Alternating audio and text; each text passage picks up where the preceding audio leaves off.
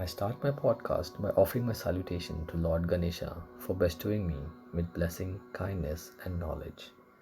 I offer my salutations and gratitude to Swami Sarvapriyanandaji, Swami Anubhavanandaji, whose various disclosures and talks have influenced my every thought and the way of my life.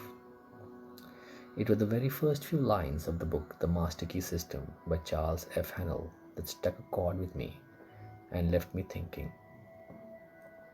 Given the same resources and time, why is it that some men attract success, power with very little effort, while others conquer it with great difficulty and still others fail in the effort?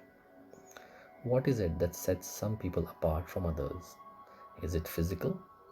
But then, if this was true, then all physically fit people in the world would be successful. But that's not the case. If it's not physical, it must be mental. The difference must be in the mind. This led me to thinking, are mind and the brain the same? The answer is no. Our mind is a part of an invisible, transcendental world of sensation, imagination, feeling, and thoughts.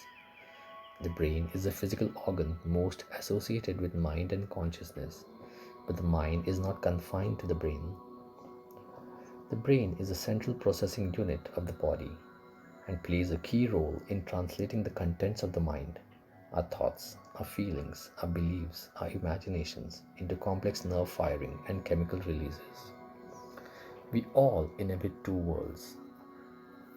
The external world, which is the world of forms and senses, and the internal inner world, world within, which is our own personal world of thoughts, imaginations, feelings, and sensations. Although invisible, its forces are powerful. This inner world is governed by our mind, and within it lies all the forces and energies in the potential state that can find solution to every problem if only we can tap into it. We are related to the external world by our objective mind, the organ of which is the brain, and through a network of nerves, it puts us in conscious communication with every part of our body. We are connected to the world within by the subconscious or the subjective mind. The solar plexus is the organ of this mind, and it controls all subjective sensation such as joy, fear, love, happiness, imagination.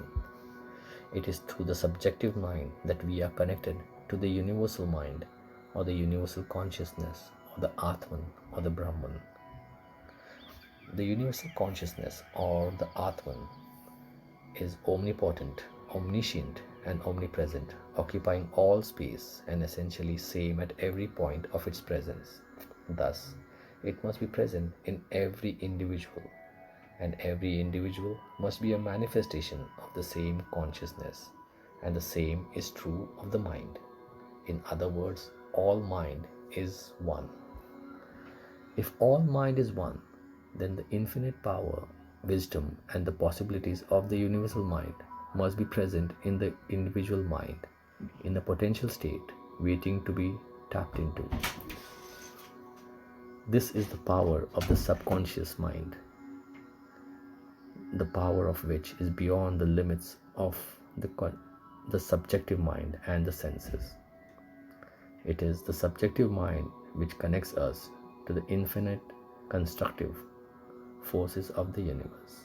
Om Shanti.